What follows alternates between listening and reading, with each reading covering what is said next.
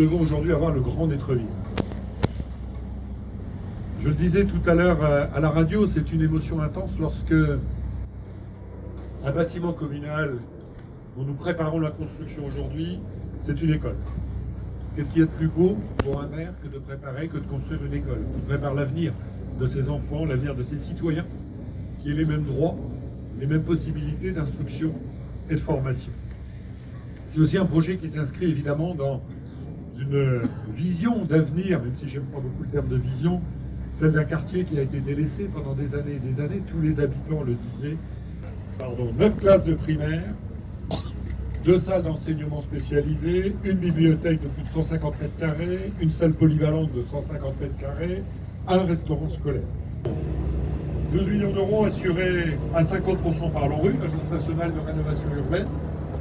Et ce fut un travail très constructif que nous avions mené avec le directeur, avec M. Brizel, plusieurs fois, du département, puisque notre note sur 20 est à 18, quand nous étions à 15 en 2014. Beaucoup de mixité sociale. Ça fait partie de l'ensemble des discours que nous entendons, mais il y a ceux qui en parlent et puis il y a ceux qui le réalisent.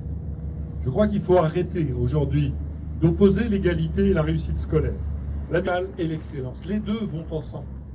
C'est notre objectif avec l'éducation nationale.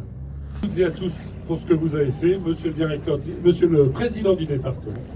Je te cède la parole. Ah bon.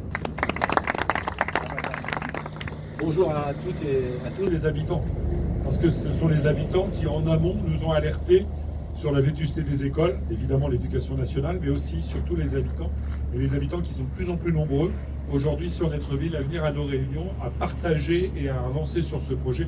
Donc je voulais aussi remercier beaucoup les habitants de cette école parce qu'elle s'inscrit dans quelque chose d'assez original. Je l'ai dit tout à l'heure sur les antennes de Principe Actif, c'est l'ouverture, puisque une école, vous l'avez dit, monsieur le maire, c'est extrêmement symbolique. Je ne reprendrai pas les mots de Victor Hugo entre l'école et la prison, mais tout le monde aura compris. En tout cas, une école, quartier politique de la ville, c'est important, surtout que finalement, elle n'est pas véritablement dans le quartier politique de la ville, elle est en bordure. Oh, dis donc, c'est chaud, c'est chaud. Venez les élus là.